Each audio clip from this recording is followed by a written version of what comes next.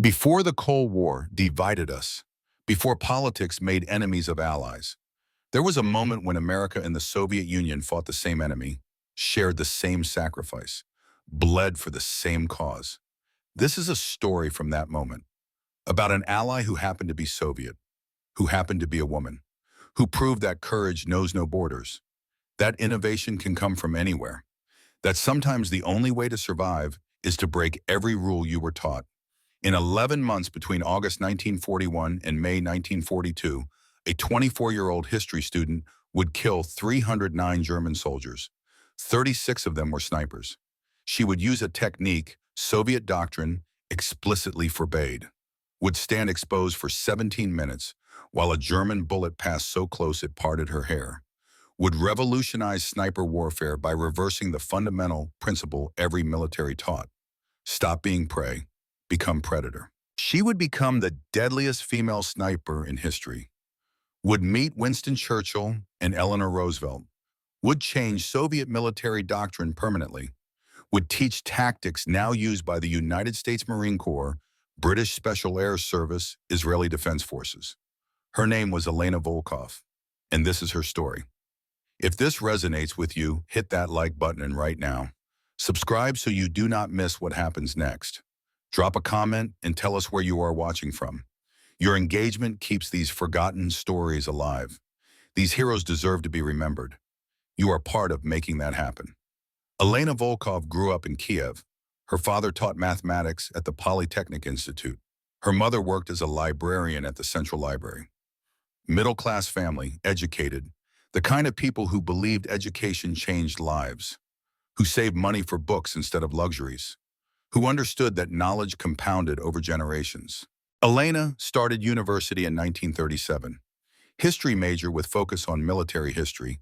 She studied Napoleon at Waterloo, Wellington's tactics at Salamanca, Hannibal at Cannae, ancient battles, medieval sieges, modern warfare, the evolution of tactics across centuries, how technology changed strategy, how strategy shaped outcomes, how small decisions in combat created massive consequences that echoed through history.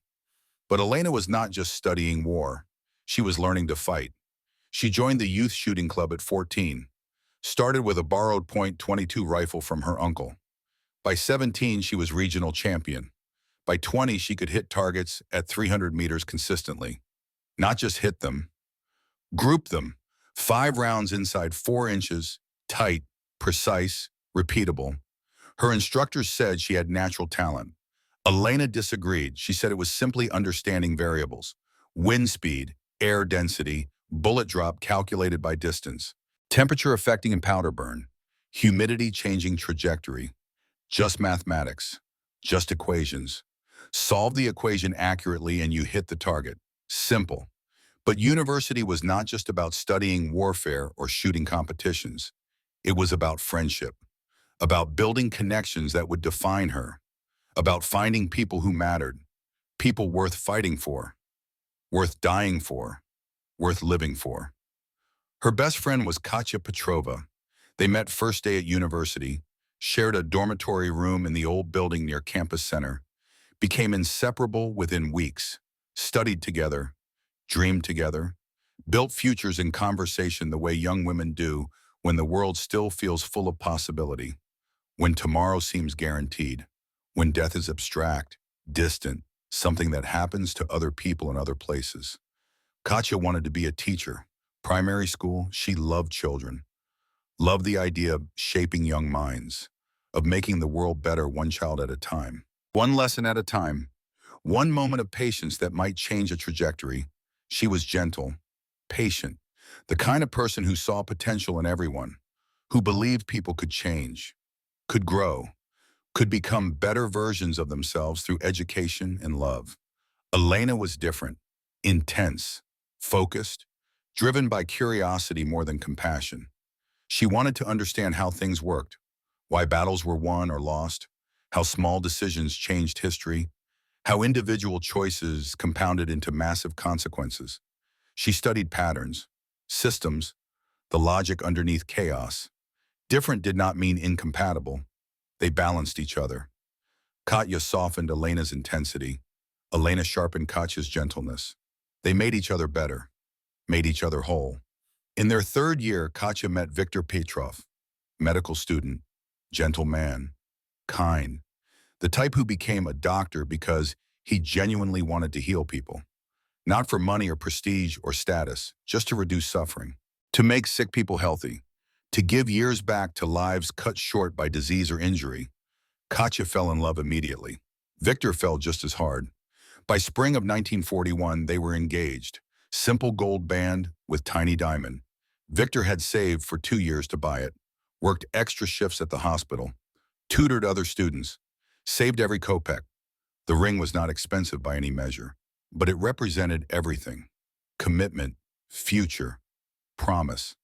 Katya wore it on a chain around her neck, kept it close to her heart, said when she wore it she could feel Victor even when he was in class across campus, even when he was working overnight shifts at the hospital, even when they were apart.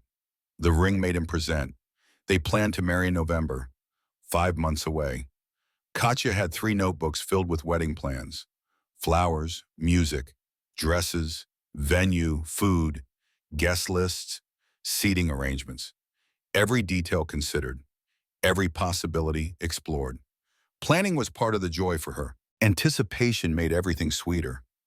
Elena teased her about it constantly, about being obsessed with centerpieces and napkin colors, about having more wedding plans than class notes, about caring more about flower arrangements than military history exams. Katya laughed, said planning mattered, said attention to detail made events special, made memories last. July 1941 brought rumors of war.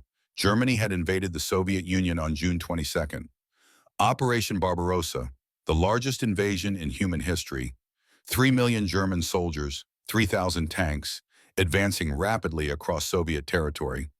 But Kiev felt safe, far from the border, protected by distance, by the Red Army, by the certainty that wars happened elsewhere, to other people, in other cities. Elena and Katya studied for exams, worried about grades not Germans, planned for futures that seemed inevitable. Katya talked about wedding venues. Victor discussed residency programs after graduation. Elena considered graduate school, doctoral studies, maybe teaching someday. Normal concerns, normal lives. The comfortable illusion that tomorrow would arrive as planned.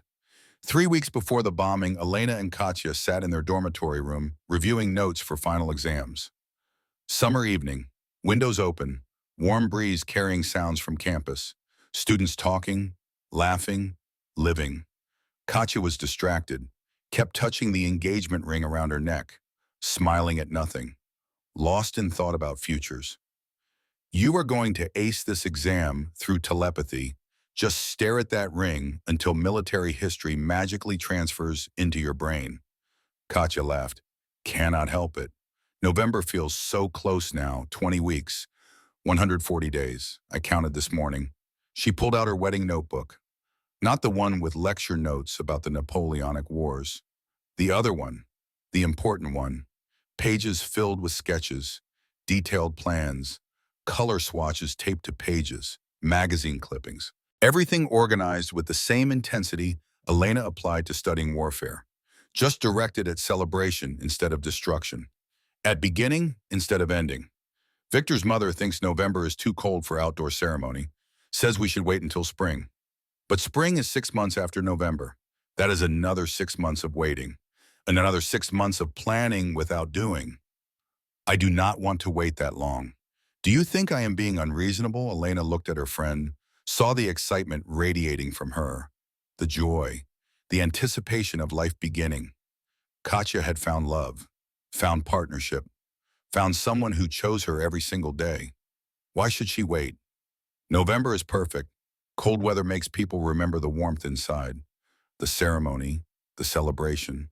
Spring weddings are common. Everybody marries in spring.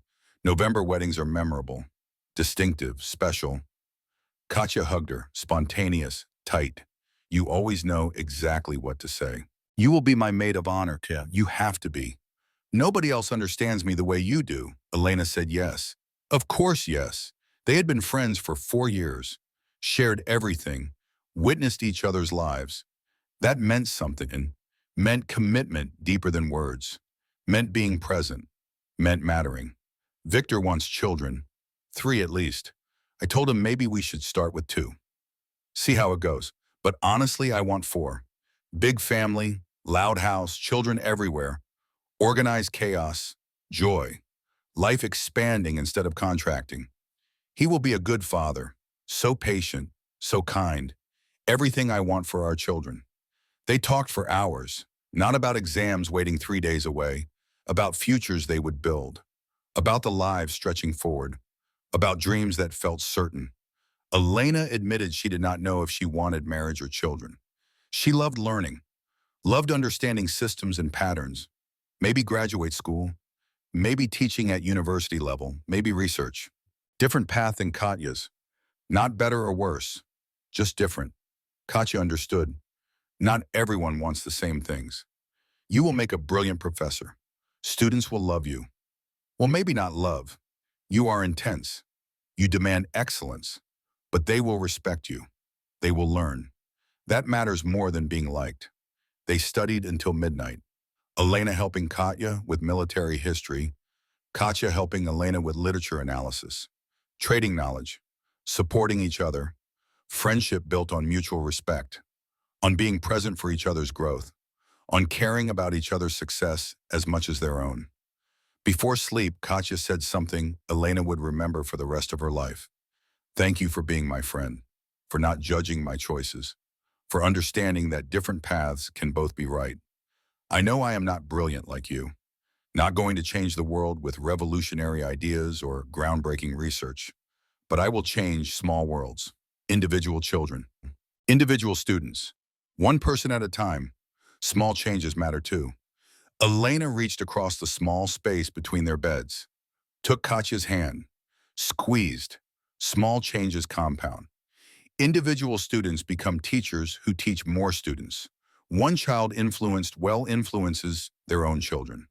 You will touch hundreds of lives, thousands maybe over a career.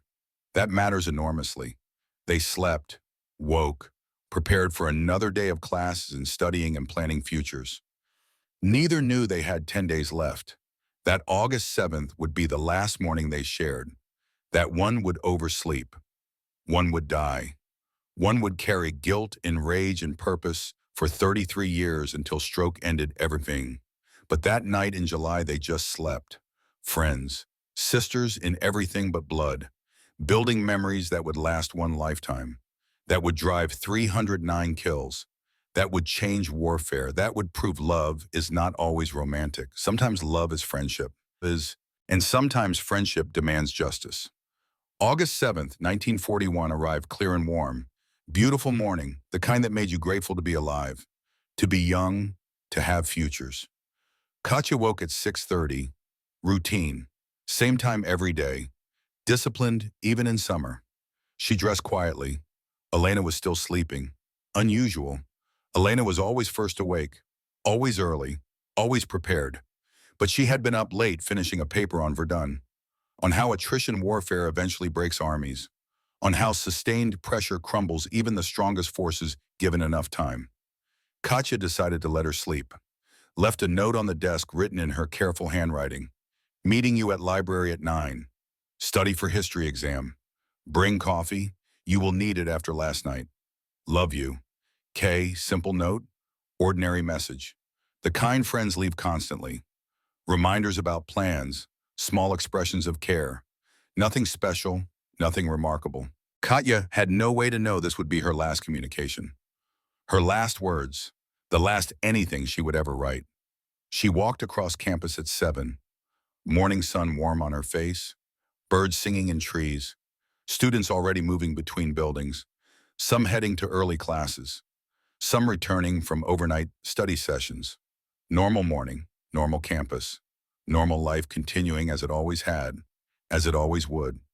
The library opened at 7. Katya entered at 7:15. Went to her favorite spot, second floor reading section. Window seat overlooking the courtyard. Natural light streaming through tall windows. Quiet. Perfect for studying. Perfect for concentrating. Perfect for learning. She spread her books across the table. Military history notes. dates and battles and strategies. Boring material made tolerable by the promise of reward. She had Tolstoy's War and Peace for reading between study sessions. Her system: study 30 minutes. Read 10 minutes of something beautiful. Made the tedious bearable. Made the morning pass. At 7:45, she touched the engagement ring around her neck. Thought about Victor, about November, about life beginning, 122 days. She had updated the count that morning while dressing, less than 4 months. Close enough to feel real, far enough to still feel like delicious anticipation. Elena woke at 8, 2 hours late. She felt immediate guilt washing over her. Katya was at the library alone. They had planned to study together, to help each other prepare for the exam. Elena dressed quickly, grabbed books without organizing them properly, skipped breakfast. No time. She would apologize. Bring coffee as the note requested. Make it up to her friend. She left the dormitory at 8:20, walked quickly across campus. The morning felt different somehow, quieter than usual. But Elena attributed that to being late, to rushing, to guilt about sleeping through alarm. She noticed nothing unusual. No warning, no signs, just ordinary morning in August that would become the worst day of her life. At 8:30, Elena heard them before she saw them. Different sound than Soviet aircraft, different engine pitch, deeper, more mechanical, more ominous. She looked up toward the sound, saw the formation. Heinkel He-111 bombers, German Luftwaffe, distinctive twin engines, unmistakable silhouette. Her military history training kicked in immediately. She recognized them instantly. Wrong planes, wrong sky, wrong place, wrong everything. Then she saw the bombs falling. Like rain, like hail, like death descending in slow motion while the world continued turning. She watched them arc through morning air, watched them drop toward campus, toward buildings, toward students, toward Katya. The university exploded. The main building took a direct hit. 6 stories of brick and concrete collapsed immediately, reduced to rubble in seconds. Dust cloud rose. Screams started. Confusion, panic, people running. Then the library. Elena watched the bomb punch through the roof, watched it disappear inside, watched the building shake. Walls cracked, windows blew outward, glass everywhere. Then fire, instant fire spreading, consuming. Elena ran, sprinted toward the library, toward Katya, toward the window seat on second floor. People were running away from the building, fleeing the flames, seeking safety. Elena ran toward the burning building, had to reach her, had to help, could not just watch her friend die. She reached the entrance at 8:32, 2 minutes after the bomb struck. Fire blocked everything. Flames, heat, smoke pouring out in black clouds. Impossible to enter. She tried anyway, reached for the door handle. Metal was already hot. Someone grabbed her from behind. Firefighter pulled her back roughly, shouted over the roar of flames, "Cannot go in. Building is collapsing. You will die. My friend is inside, second floor. Window seat. I have to get her. Let me go. If you go in, you die. Cannot help her by dying. Cannot save her by becoming another body we pull out. I am sorry. I am so sorry." Elena fought him, tried to break free, screamed Katya's name over and over. Katya, Katya, Katya. Like repetition could change reality. Like volume could reverse time. Like saying it loud enough could prevent the bomb. Could save her. Could undo everything. It could not. They stood there. Elena restrained by the firefighter, watching the building burn, watching flames spread across the second floor, right where Katya's favorite spot was, right where the window seat overlooked the courtyard, right where her friend was reading Tolstoy between study sessions, right where she was counting days until November wedding, right where she was planning her future. Elena heard screaming from inside. Students trapped, unable to escape, windows too high to jump safely. 3 stories, maybe survivable, maybe not. Most chose burning over jumping, doors blocked by fire, stairwells collapsed. Just screaming, terrible, desperate screaming that would echo in Elena's memory for 33 years. Then less screaming, then silence worse than screaming. The roof collapsed at 8:47, 17 minutes after the bomb hit. The building pancaked, floors crushing down onto each other, weight of roof pressing everything flat. Anyone still alive inside died then, crushed or suffocated or burned, just dead. 73 students, 14 faculty members, 2 librarians, all gone in 17 minutes on a beautiful morning in August. Elena stopped fighting the firefighter, stopped trying to enter the burning building, just stood there, watching, smoke rising into clear blue sky, understanding that Katya was gone, that her friend, her sister, her partner in everything, was dead inside that building, killed by a German bomb, killed because Elena overslept, because she was not there, because she failed the most basic duty of friendship, being present. She stood in front of the burning library for 3 hours, could not leave, could not move, just stood, watched, waited. Firefighters arrived with equipment, began pulling bodies out. 73 bodies.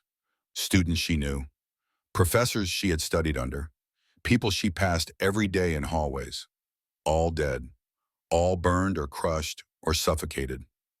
All ended in minutes. They found Katya at 11:30, second floor rubble, near where the window seat had been, still holding War and Peace, book burned, pages charred, but recognizable. Tolstoy, the epic about war and peace and love and loss. The engagement ring was still around her neck, gold melted by heat, diamond intact, chain fused to metal by temperatures that killed. Still there, still close to her heart where she had kept it, where Victor's love had rested. Elena identified the body, had to. Someone had to. She recognized Katya despite the burns, despite the damage, despite everything fire and weight and death had done. She touched her friend's hand. Cold. Already cold. Life gone. Warmth gone. Everything that made Katya herself. Her laugh, her kindness, her patience, her dreams, her wedding plans, her future children, her career teaching, all of it, gone. Victor collapsed when Elena found him at the temporary morgue set up in the gymnasium.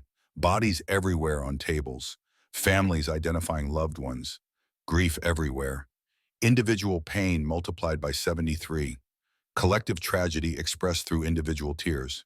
Victor could not speak, could not process what Elena was telling him, could not accept that Katya was dead, that the woman he loved, the woman he had saved 2 years to buy a ring for, the woman he was going to marry in November, in 122 days, was gone, just gone, ended by German bomb dropped by a pilot who never saw her face, who never knew her name, who never understood what he destroyed. Victor knelt beside Katya's body, held her hand, cold hand, whispered her name like Elena had done at the library, like saying it could bring her back, like love was enough to reverse death, like devotion could undo bombs. It was not. It could not. Love changes nothing after death, just makes absence hurt more. They buried Katya the next morning. August 8th. Small ceremony. Her parents destroyed. Victor broken. Elena hollow. A priest who said words that meant nothing. That changed nothing. That could not explain why a 23-year-old woman planning her wedding was dead. Why Germans bombed students. Why any of this happened. Why the world was burning. After the burial, Victor asked Elena to walk with him.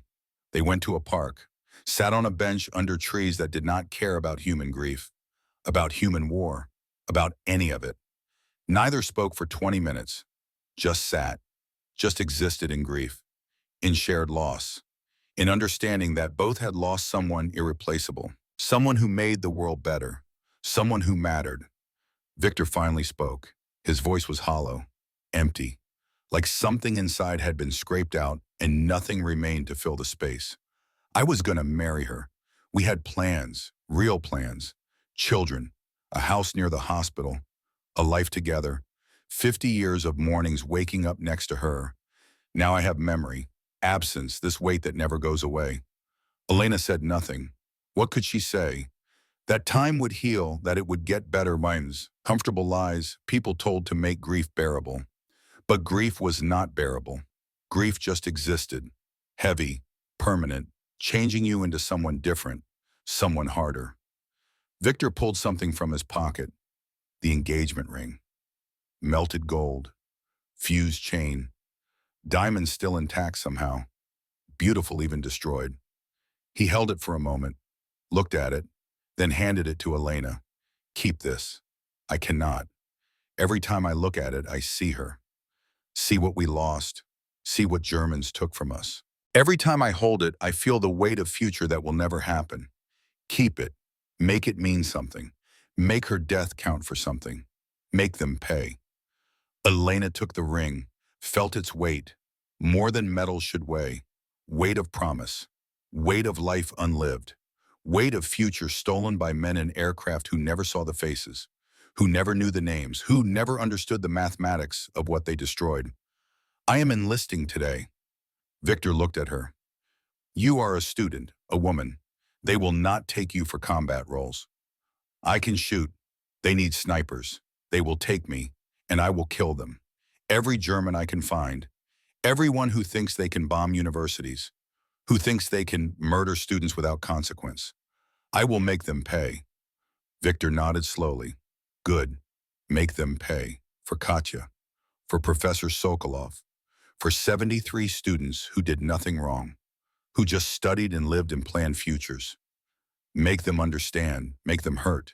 Elena put the ring in her pocket, touched it, felt its presence, made a promise she did not speak aloud, did not need to speak. The promise was clear. 309 kills, one for every day Katya would have been married in her first year. One for every day stolen, not revenge, justice, balance. The simplest equation. Death for death until the scale settled. The recruiting station was chaos. Hundreds of men enlisting. Boys, really. 18, 19, 20, scared, trying to look brave, failing. Fear was visible in their eyes, in trembling hands when they signed papers, in voices that cracked when they gave their names. Elena walked to the desk, said she wanted to be a sniper. The recruiting officer was 45. Career military, weathered face marked by old scars. The look of someone who had seen combat, who understood cost, who knew what he was sending people toward. Women belong in medical units, not combat, not killing. Elena did not argue, did not explain about Katya, about 73 students, about melted engagement ring in her pocket. Just said, test me. The officer sighed. He had heard this before. Enthusiastic volunteers who broke under pressure, who became liabilities, who died because they did not understand what they were volunteering for. But orders said test anyone who requested, male or female. So he would test her. He handed her a Mosin Nagant rifle, standard issue, 5 rounds of ammunition, pointed at a fence post 100 meters distant across the field. She loaded the rifle, aimed, fired 5 shots in 12 seconds. Smooth, mechanical, precise. The officer walked to the fence post, examined it. 5 holes, 3-inch grouping, center mass, perfect placement. He came back. Expression changed. Where did you learn to shoot like that youth shooting club? Regional champion at 17. The officer studied her, saw something, determination maybe, or rage, or the kind of cold focus that made good snipers. He assigned her to the 25th Rifle Division. Sniper training, 2 weeks, then deployment to wherever the war needed her. 2 weeks at the training facility outside Kiev. Not enough time, never enough time to prepare someone for killing, for being killed. But war did not wait for proper preparation. Just forced you forward ready or not. Elena learned fieldcraft, how to move silently through terrain, how to read maps in darkness, how to estimate distances without tools, how to calculate bullet drop using the temperature and humidity, how to become invisible, how to wait without moving for hours, how to control breathing until heart rate slowed, how to become part of landscape instead of foreign element moving through it. She learned Soviet sniper doctrine, the rules that would keep her alive. Find concealment, take position, engage target, move immediately to secondary position. Never stay longer than 30 minutes in one place. Never fire more than 3 shots from same location. Never engage without clear escape route plan. survival through defensive positioning, through never being where enemy expected. Elena memorized every rule, practiced every drill until movements became automatic, muscle memory replacing conscious thought. She scored highest in her training class, graduated with top marks. Instructors said she was ready, praised her discipline, her focus, her cold precision under pressure. Elena knew better. Nobody was ready for combat. You just went forward and discovered whether training worked when chaos arrived, when bullets flew, when friends died, when everything you learned dissolved under pressure and only instinct remained. By late August, she was deployed. 25th Rifle Division, Odessa sector, where Wehrmacht was advancing with overwhelming numbers, where Soviet forces were outnumbered 3-1, where snipers died as fast as they could be trained, where Elena would discover that sometimes doctrine kills you, that following rules perfectly means dying perfectly, that the only way to survive is to break everything they taught you. She carried Katya's ring in her pocket, against regulations, against sense, against every rule about keeping personal effects minimal, but necessary. Reminder of why she was here. Reminder of cost. Reminder that every German in her scope was payment on debt owed. For life stolen, for future erased, for 73 students who never got to finish their exams, who never got to graduate, who never got to build the lives they planned.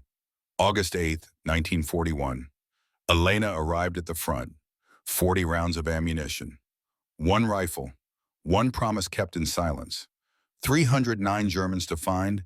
309 kills to confirm. 309 payments on a debt that could never truly balance, but had to be paid anyway. The war was waiting. The killing would begin tomorrow. Elena's first kill came at dawn, August 9th, 24 hours after arriving at the front. 40 meters from her position, a Soviet sergeant moved between cover. German sniper was tracking him. Elena could see the sniper's position, 280 meters away, behind destroyed farmhouse wall, helmet visible through crack in masonry. She adjusted for wind, for distance, settled crosshairs on the helmet. Her instructor's voice echoed in memory. Do not think about killing. Think about solving problems. Distance, wind, target movement, just variables, just solutions. She squeezed the trigger. The Mosin Nagant kicked against her shoulder. Through her scope, she saw the helmet jerk backward, disappear. The German fell 90 feet from his elevated position in the tree, body tumbling through branches. Each impact on the way down made distinct sound, then final thud when he hit ground. The Soviet sergeant looked around, confused, did not understand what just happened, did not know a history student from Kiev had saved his life, did not know a woman carrying a melted engagement ring had killed her first German, just knew he was alive. That was enough. Elena chambered another round, scanned for threats, felt nothing. No guilt, no satisfaction, no emotional reaction at all. Just immediate question forming. Where is the next one? Over the following weeks, Elena learned what combat actually meant. Not the theory from textbooks, not the doctrine from training. The reality. Blood, screaming, friends dying, the smell of bodies in August heat, the sound of wounded men crying for mothers, the weight of rifle after 12 hours in position, the cramping muscles, the fear that never quite disappeared, just became background noise you learned to function through. She learned Soviet sniper doctrine worked in theory. In practice, it kept you alive until it did not. The rules were clear, and she followed them perfectly. Find concealment, engage target, move to secondary position immediately. Never stay longer than 30 minutes. Never fire more than 3 shots from same location. Always maintain escape route. The doctrine made sense. It was logical. Tested, refined over years of warfare. Follow the rules and survive. Break the rules and die. Simple. Except the Germans knew the rules too. And German snipers were very good at killing people who followed Soviet doctrine. The first sniper Elena lost was Lieutenant Irina Markov. August 19th, 11 days after Elena's first kill. Markov had been a sniper for 8 months, 47 confirmed kills. Experienced, smart, professional. Everything Soviet training produced. Everything doctrine taught a sniper to be. She positioned herself in a bombed apartment building. Third floor, excellent sight lines overlooking German positions. Two exit routes planned, one through stairwell, one through hole in wall leading to adjacent building. Textbook preparation. At dawn, she engaged a German machine gun crew. 320 meters, single shot. The gunner dropped. Crew scattered for cover. Markov moved immediately to secondary position. Second floor, different angle, different concealment, exactly as trained. Perfect execution. She waited 20 minutes, patient, disciplined, then engaged a German officer. 280 meters, clean kill. The officer fell. Germans took cover. Markov started moving to tertiary position. Ground floor, final fallback before extraction. She never made it to the ground floor. A German sniper shot her through the stairwell window. Single round, center mass. Markov fell, tumbled downstairs, died before the medic could reach her. The German had been tracking her, watched her first engagement, predicted her movement pattern based on Soviet doctrine, positioned himself to intercept, waited for her to appear in the stairwell, then killed her when she did exactly what doctrine said she should do. Markov never saw him, never knew he was there. She followed every rule perfectly, did everything the instructors taught, executed flawless tactics, and died anyway because the German understood Soviet doctrine as well as she did. Better maybe, because he was still alive. Elena was in the same building, one floor below. She heard the shot, heard Markov's body hit the stairs, heard it tumble, heard the final impact, heard the Germans laughing afterward.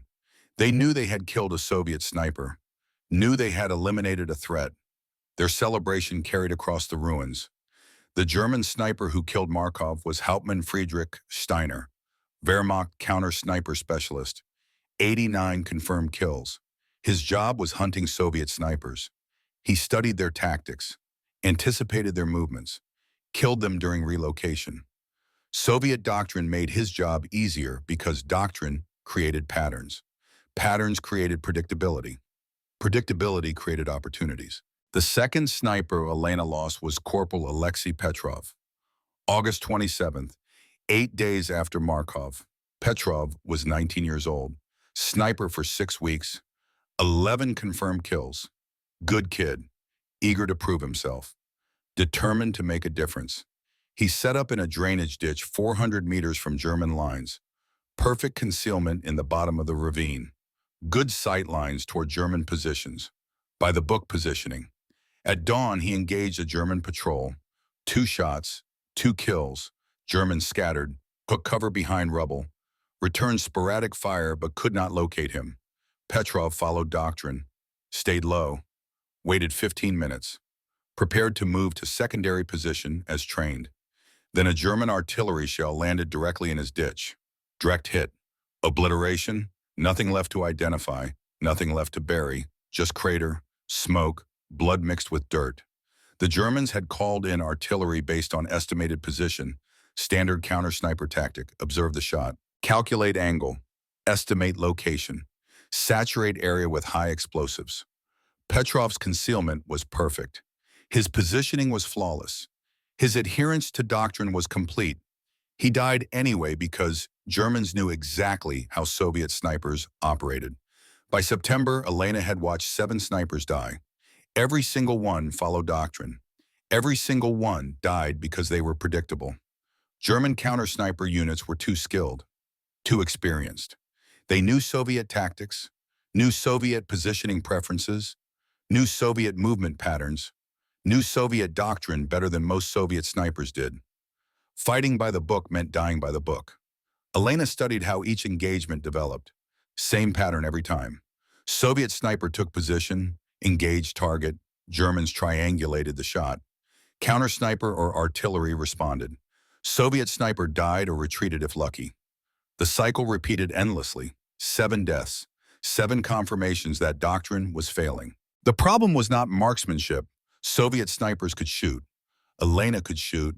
They all could hit targets at distance. The problem was they fought defensively, waited for targets to appear, took shots when opportunities presented themselves, never initiated engagement, never controlled the tempo, never made Germans react to them. They were prey, skilled prey, dangerous prey, but prey nonetheless. German snipers like Steiner hunted actively. They did not wait for targets. They created opportunities. They forced Soviet snipers to expose themselves through pressure and patience, then killed them. The dynamic was clear. Active hunters beat passive prey every time, without exception. Elena needed to reverse that dynamic. Stop being prey, become predator. Make Germans react to her instead of reacting to them. Control engagement instead of responding to it. Hunt instead of hide. But Soviet doctrine was explicit. Concealment equals survival. Exposure equals death. Never compromise your position. Never give enemy a target. Never reveal yourself unnecessarily. The doctrine made sense in theory, logical, tested, proven over years. In practice against German counter-snipers, it was a death sentence. German snipers were too good. They could find you even when perfectly concealed. They could predict your movements even when you followed protocol perfectly. They could kill you even when you did everything right. The doctrine was not protecting Soviet snipers. It was marking them for death. Elena decided to do something completely illegal, something that violated every principle of sniper warfare taught by every military, something that would probably get her court-martialed if command discovered it, something that would probably get her killed. She would expose herself deliberately, make herself visible, draw fire, then kill whoever shot at her. The idea was insane. It contradicted everything she had been taught, everything every instructor had emphasized, everything years of Soviet military experience said about survival. But 7 snipers were dead, 7 who followed doctrine, 7 who did everything right. Elena refused to be the 8th. The technique required precision timing, perfect positioning, absolute nerve. Elena would set up 2 positions, not one, primary and secondary, but only 4 to 6 meters apart, close enough to move between them in under 3 seconds. She would place a decoy in the primary position, helmet on a stick, spare coat stuffed with straw, anything that looked like a person from 300 meters away, make it visible, make it obvious enough to draw attention, but not so obvious it screamed trap. She would hide in the secondary position, watching, waiting, rifle aimed at the most likely German position. When a German sniper shot at the decoy, the muzzle flash would give away their location. Elena would have 2 to 4 seconds before they realized the decoy was fake, before they started scanning for the real threat, before they repositioned or withdrew. In those seconds, she would acquire target, aim, fire, 1 shot, 1 chance.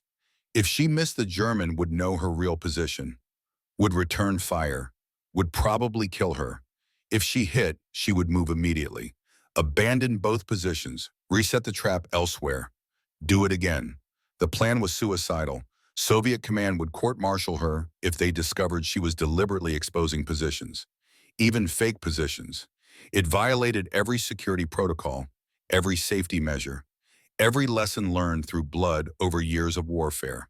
But Elena had watched too many friends die following rules, had carried Katya's ring through too many funerals, had made a promise that required innovation, not obedience. 7 snipers dead meant doctrine was failing, meant rules needed breaking, meant survival required becoming something doctrine said you should never be. The target. She tested the technique on September 3rd. Early morning, German lines 340 meters away. She set up in a ruined cellar near the front. 2 shooting positions prepared carefully, one with a helmet propped on debris, positioned to look like a sniper observing German positions. Shadow and angle making it seem real from distance. She waited in the secondary position 5 meters to the right, completely concealed behind rubble. Rifle aimed at the area where a German counter-sniper would most likely position himself based on sight lines and cover. 45 minutes passed, nothing moved. Elena's muscles ached from staying motionless. Eyes watered from staring through scope without blinking. Insects crawled across her hands. She did not move, did not react, did not shift position. Just waited. Patience was the primary skill. Not shooting, not tactics, not courage. Patience. The ability to remain still while time passed. while discomfort increased, while every instinct screamed to move. At 6:17, a shot cracked across no man's land. Sharp report. Distinct. The helmet in her primary position jerked backward. Someone had taken the bait. Elena scanned German lines, slowly, methodically, no sudden movements that might catch attention. There, 320 meters away, muzzle flash behind Brackwell, a figure shifting position, moving back into shadow. He had taken the shot, was repositioning, moving back from exposure, had maybe 3 seconds before he was completely concealed. Elena did not calculate perfectly, did not adjust for every variable, no time for precision, just pointed and fired. Instinct shot, trust shot, the kind instructors say never to take, the kind that works or kills you, no middle ground. Her rifle kicked. Through scope, she saw the figure jerk, stagger, fall backward into darkness. She did not know if she hit him fatally or if he took cover, did not wait to confirm, abandoned both positions immediately, moved 40 meters west, set up in different building, different angle, different concealment. Through her scope, she watched the brick wall where the German had been. 2 German soldiers appeared minutes later, dragging a body between them. Confirmed kill. The technique worked. Over the next 6 weeks, Elena refined the method. She learned exactly how long to wait, how to position decoys to be visible but believable, how to predict where German snipers would set up based on terrain and sightlines. She studied their patterns obsessively, built mental models of their thinking, understood their doctrine as well as they understood Soviet doctrine. German snipers preferred elevated positions, second or third floor of buildings, better visibility, better fields of fire. They avoided ground level because Soviet artillery targeted those first.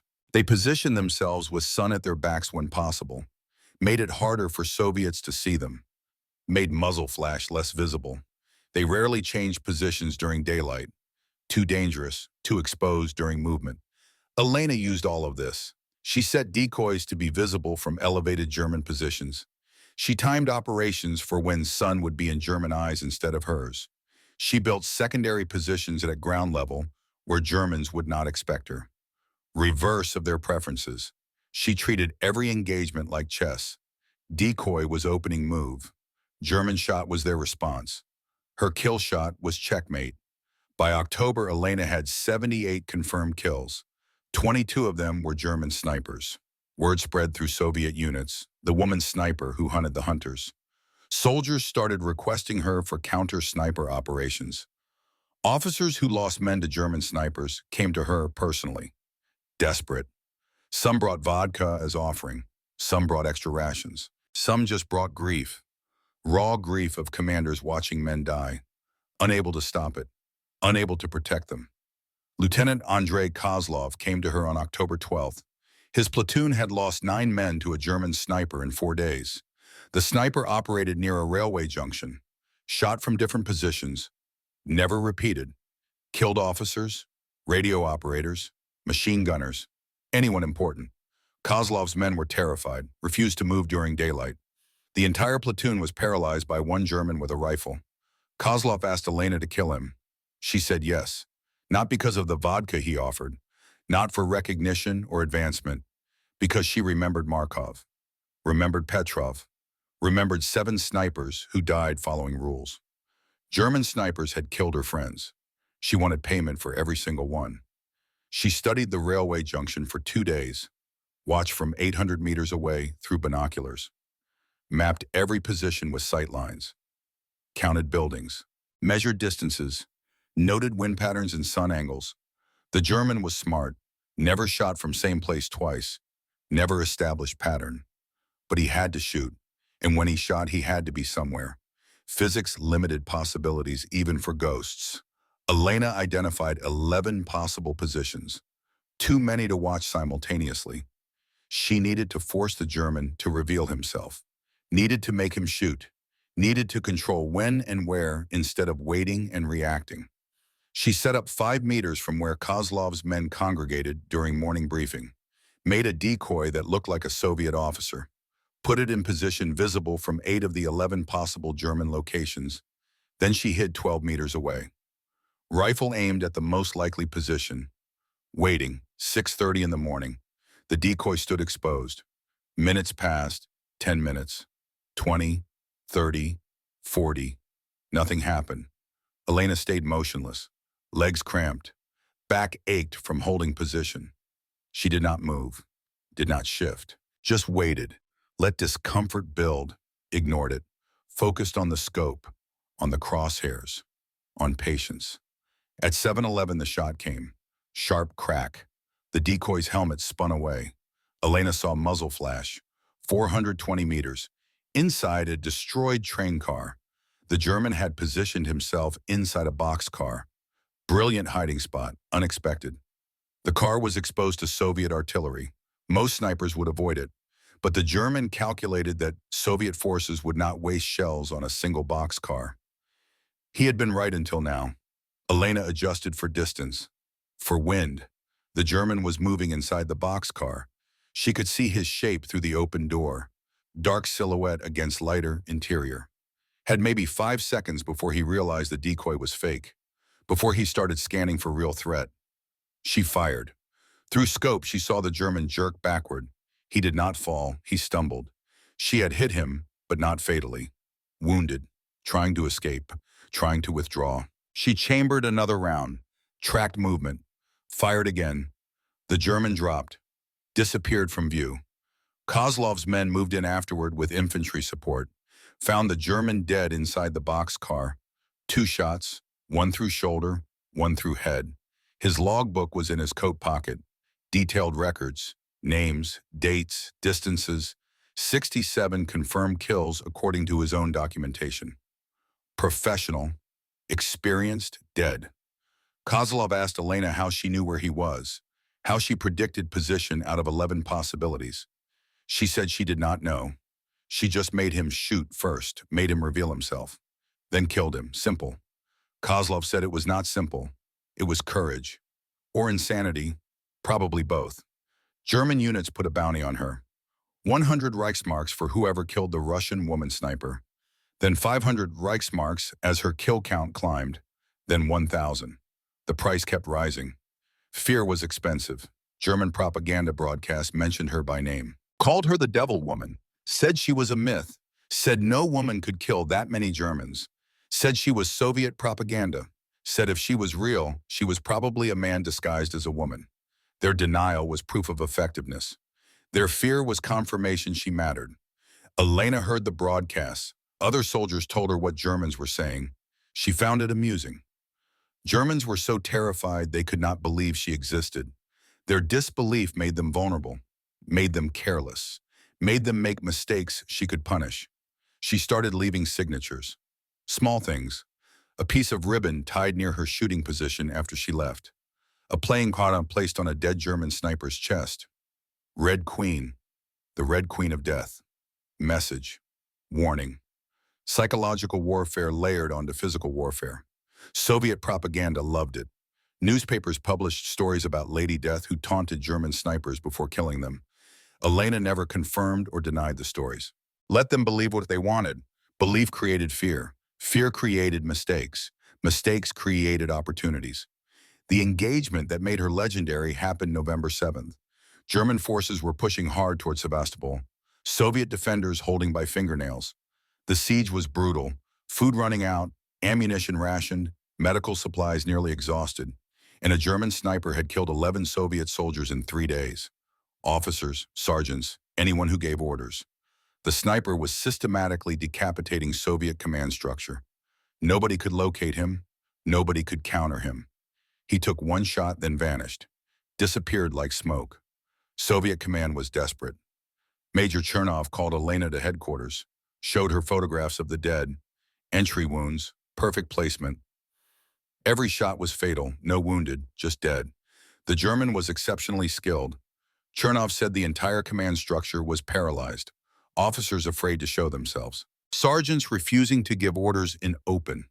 The sniper was winning through terror, not just killing people, destroying morale, making leadership impossible. Soviet command gave Elena 48 hours. If she could not kill him, the entire sector might collapse. Commanders would refuse to lead. Units would fragment. German offensive would break through. Everything depended on one sniper versus another. Winner takes the sector. Loser dies. Elena accepted. She had no choice. This was what she existed for. Why she carried Katya's ring. Why she broke rules. Why she survived. To kill German snipers. To be better than them. To prove innovation could defeat experience. She studied the kill locations, all within 400-meter radius, all during early morning between 5:45 and 7:30. All single shots to head or chest. Precision work. The German was very good. Maybe the best she had faced. She plotted angles on a map. Every kill came from slightly different direction. Northeast one day, southwest the next, northwest after that.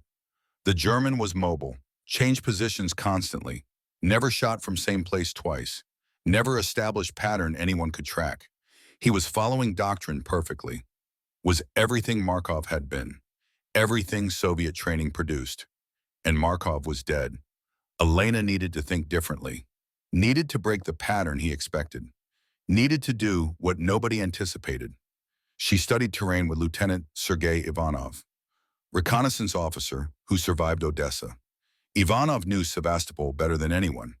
Every street, every ruin, every crater. They walked the perimeter at night. Dangerous work. German patrols active. But Elena needed to see battlefield from ground level. Needed to understand sightlines, needed to think like the German. The area was urban ruins, collapsed buildings, rubble streets, shell craters everywhere, 1,000 hiding places.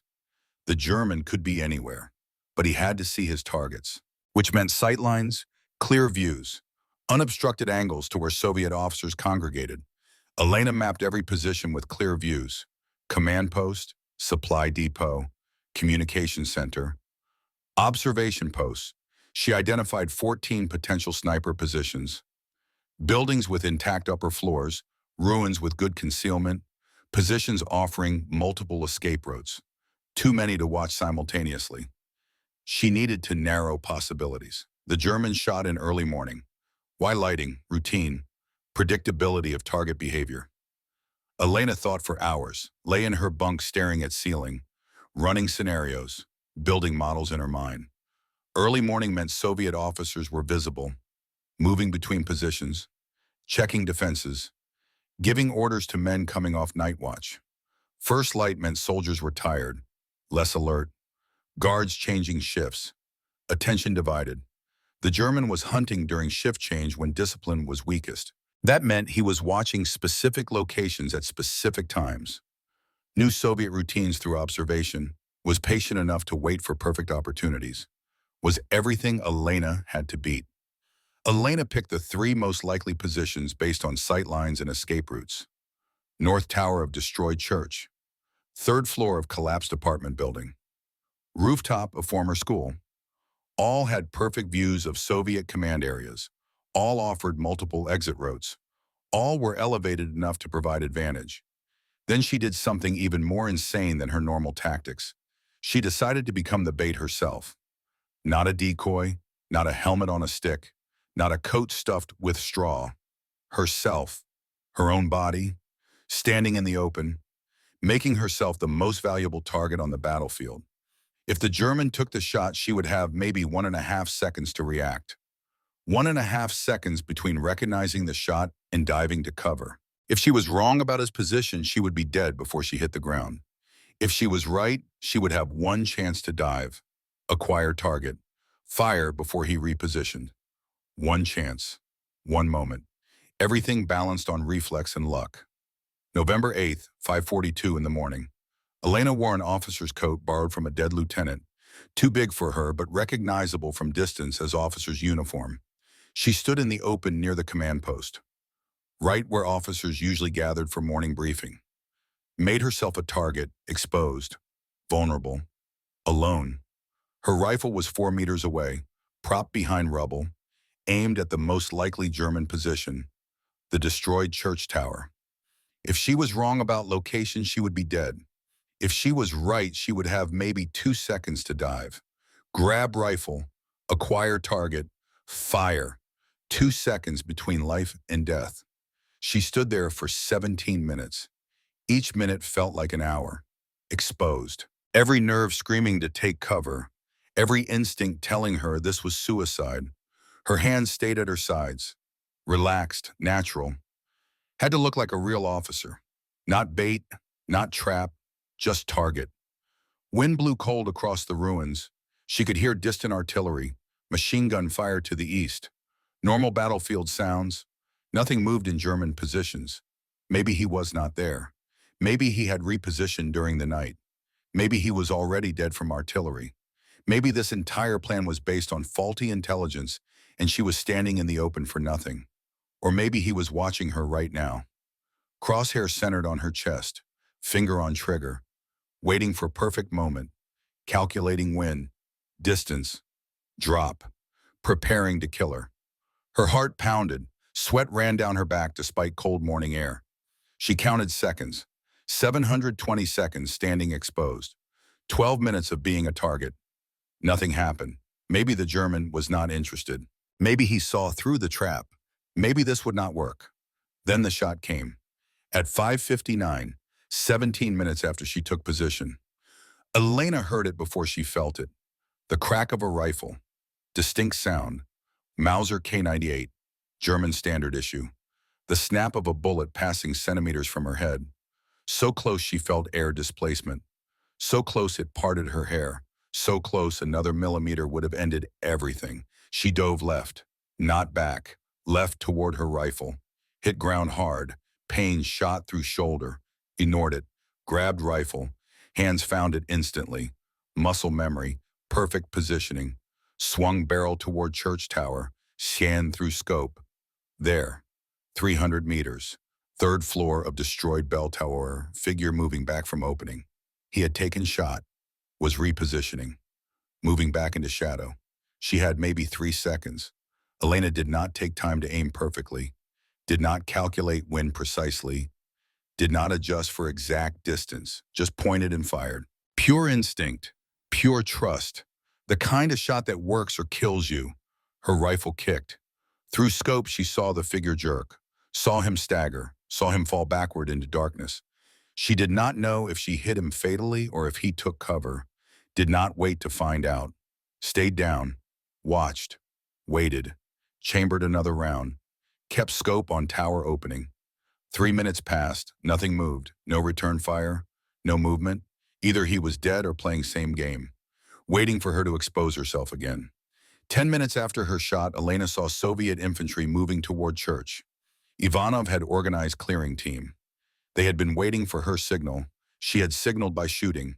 Soldiers entered church cautiously. Rifles ready. Expecting ambush. Expecting German to be alive and waiting. 2 minutes later, Ivanov appeared at tower opening. He waved, all clear, target down, confirmed kill. Elena lowered her rifle. Her hands were shaking. Not from fear, from adrenaline crash. She had just survived a duel with a German sniper by making herself bait, by standing exposed for 17 minutes, by taking impossible shot under pressure, by breaking every rule, and winning. Soviet soldiers found the German on third floor of bell tower. Single shot through chest, dead. His rifle still in hands. Mauser K98 with Zeiss scope. Custom modifications. This was not standard issue weapon. This was sniper's personal rifle. Built for him, maintained by him. Extension of himself. His logbook was in coat pocket. Detailed records, names, dates, distances, 94 confirmed kills according to his own documentation. His name was listed as Major Klaus Richter, Wehrmacht sniper, counter-sniper specialist. Western historians still debate whether Richter actually existed, whether the name was invented for propaganda, whether Elena killed multiple German snipers and Soviet command combined them into one legendary enemy for better story. The truth does not matter. What matters is Elena killed a German sniper who terrorized an entire Soviet sector. She did it by making herself bait, by breaking every rule, by risking death on her own terms. That was November 8th. 6 months remained before injury would end her combat career. 231 more Germans to find. 231 more kills to confirm. 231 more payments on debt that could never truly balance. The war continued. The killing continued. And Elena Volkov kept her promise, one bullet at a time. Between November 1941 and May 1942, Elena Volkov killed 309 German soldiers. 36 of them were snipers. 187 were officers and NCOs. The rest were infantry, machine gunners, artillery spotters. Every single kill was confirmed by witness or recovered enemy documents. Soviet command was strict about confirmation. They had to be. Propaganda required proof. Numbers required evidence. She used the bait technique in at least 60 engagements, probably more. Records from Sevastopol were incomplete. Many combat reports were lost when the city eventually fell to German forces in July 1942. But survivors remembered. They remembered the woman sniper who stood in the open, who made herself a target, who killed Germans who thought they were the hunters. She was wounded 4 times during those 11 months of combat. September 1941, shrapnel from mortar round, minor cuts to arm and shoulder. Medic bandaged her in the field. She was back in combat the next day. Refused evacuation, said the wounds were superficial, said Soviet forces needed every experienced sniper they had, said she could still shoot, could still kill, could still keep her promise at Takatya. December 1941, concussion from artillery blast.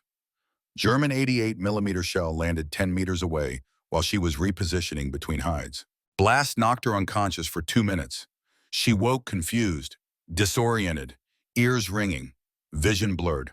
Lieutenant Ivanov found her, dragged her to cover, called for medic. She recovered within hours, refused medical evacuation, started walking again after an hour, back to combat after 3 hours. February 1942, shrapnel to her left leg. German air burst during Soviet counter-battery fire. She was caught in the open during German response. Shrapnel tore through her calf muscle. Deep wound, bleeding heavily. Medics patched her, said she needed hospital. She refused, was immobile for a week, started walking again after 10 days, limping, in constant pain, but walking, back to combat after 3 weeks. June 1942, mortar shrapnel to the face. This was the injury that ended everything. Soviet forces were shelling German positions east of Sevastopol. Heavy bombardment, preparation for assault. Germans responded with counter-battery fire. Mortar rounds walking across Soviet positions, adjusting based on impacts, getting closer each salvo. Elena was in a shallow trench, not deep enough, not protected enough. Standard defensive position, but inadequate against mortars. One round landed close. Shrapnel fragments hit her face, cut her cheek open, damaged her right eye, fractured her jaw. Blood everywhere, pouring down her face, into her mouth. She could not see, could not speak, just felt pain beyond anything she had experienced. Medics thought she would die from shock, from trauma, from blood loss overwhelming system. She did not die. Field hospital stabilized her, stopped the bleeding, cleaned the wounds. Military doctors performed surgery, saved her eye through careful work. Her face would scar permanently. Her jaw would heal crooked, but she would survive, would see, would speak, would live. The injury was not immediately life-threatening, but Soviet command made a decision. Elena was too valuable, too famous, too important for propaganda. Her kill count was already legendary. 309 confirmed, more than any other Soviet sniper at that point in the war. More than most snipers would achieve in entire careers spanning years. If she died now, it would be propaganda disaster. Better to pull her from combat, use her for morale, show her to the world, prove that Soviet women could fight. Soviet command pulled her from the front in July 1942. She was 25 years old, had been in combat for 11 months, 309 kills, 4 wounds, 0 requests to be reassigned to safer duty, 0 breakdowns, 0 failures of nerve. She wanted to stay at the front, argued with commanders, said she could still shoot, said her injuries were healing, said Soviet forces needed experienced snipers more than they needed symbols. Command said no. Orders were orders. She was going on tour, first Moscow, then Britain, then the United States, goodwill tour. Show the Allies that Soviets were fighting desperately. Show them that even Soviet women were warriors. Build support for Second Front. Pressure Britain and America to open Western Front against Germany. Relieve pressure on Soviet forces fighting alone. Elena hated it. She was a soldier, not a performer, not a symbol, not propaganda tool, but she followed orders. Went to Moscow in August 1942, gave speeches she did not write, met Communist Party officials she did not care about, was awarded Hero of the Soviet Union Medal, country's highest honor for combat valor. She was the first woman in Soviet history to receive it, first woman recognized at highest level for killing. Newspapers published her story. Pravda ran front-page article. Lady Death, the woman who killed 309 fascists. Radio broadcasts featured interviews. She described techniques, talked about dual nest tactics, about hunting German snipers, about making herself bait, about breaking rules to survive. Military strategists took notes. Her methods started being taught in Soviet sniper schools. In March 1943, Soviet High Command issued Order Number 72, Revised Sniper Doctrine. The defensive concealment approach that had killed Markov and Petrov and 5 others was officially replaced. Aggressive tactics, dual position nests, decoy usage, psychological warfare. Everything Elena had invented in desperation was now official doctrine. Everything that would have gotten her court-martialed in 1941 was now mandatory training in 1943. Major Chernov sent her a copy of the order, handwritten note attached in careful script. You changed how we fight. 7 snipers died following the old rules. Hundreds have lived because you broke them. That is how progress happens, not through committees, through soldiers desperate enough to try something different. Thank you, Elena kept the note. Carried it with Katya's ring, 2 pieces of metal carrying different weights, both reminders of gentlemen, of change, of promises kept in ways nobody expected. In September 1942, she traveled to Britain, met Winston Churchill at formal reception. He was fascinated by her, asked about combat, about killing, about what it felt like to shoot 309 people, to end that many lives, to carry that weight every day. Elena told him it felt like solving equations, distance, wind, target movement, calculate variables, pull trigger. Just mathematics applied to warfare.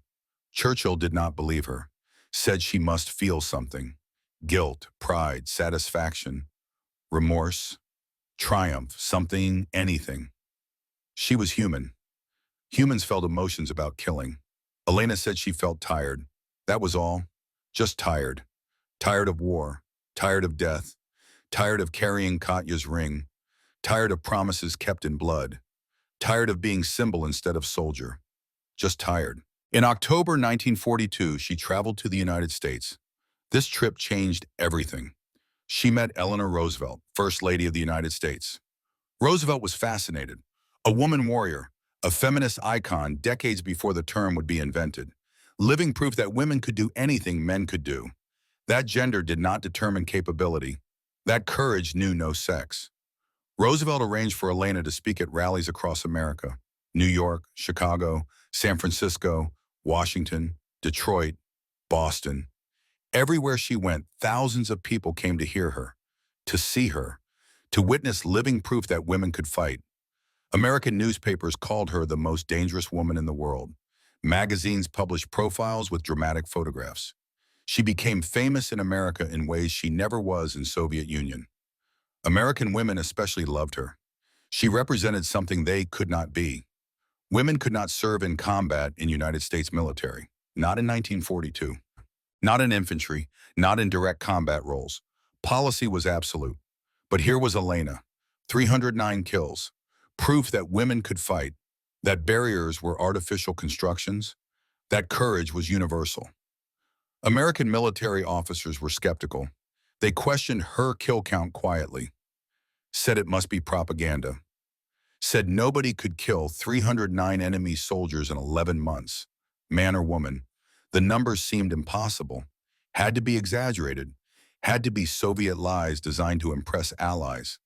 Elena did not argue, did not defend, Just let her record speak. Soviet command had confirmed every kill. Witnesses, documents, physical evidence. The United States War Department eventually verified her claims through their own intelligence channels. Cross-referenced her kills with German casualty reports from captured documents. The numbers matched. She was not lying.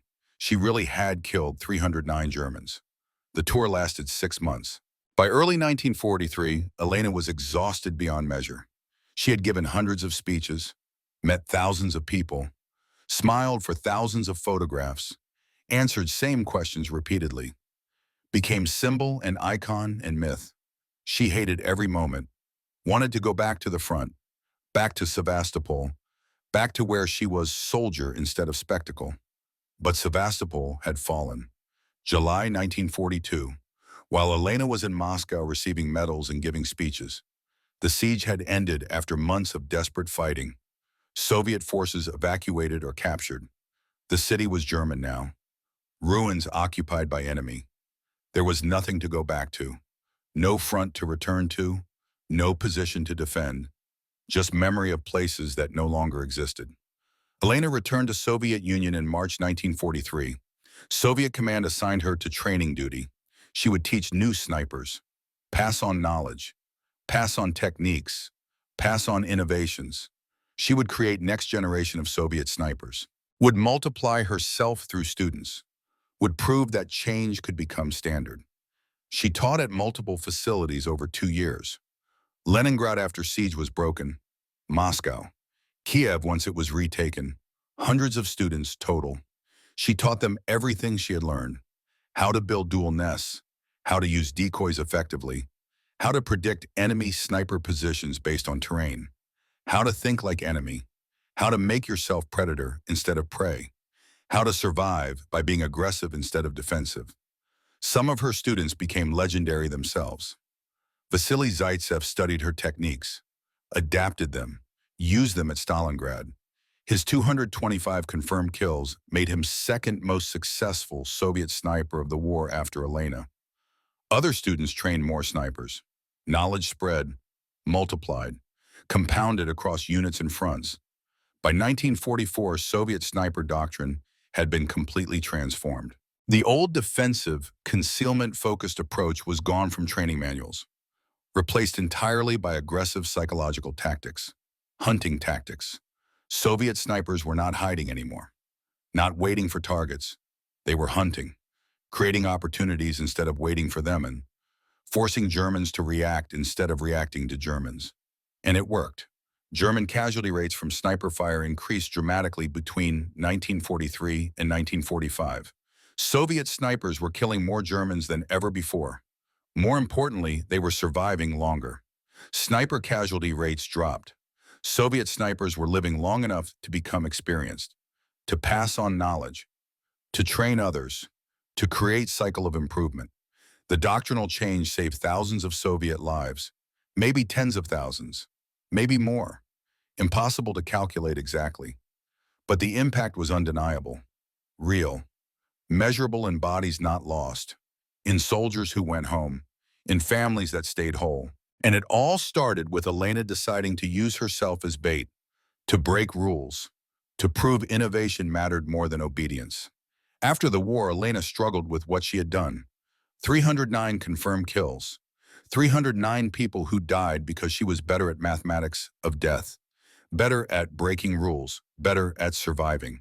In interviews years later, she said she never enjoyed killing, never took pleasure in it, never felt satisfaction beyond completing mission.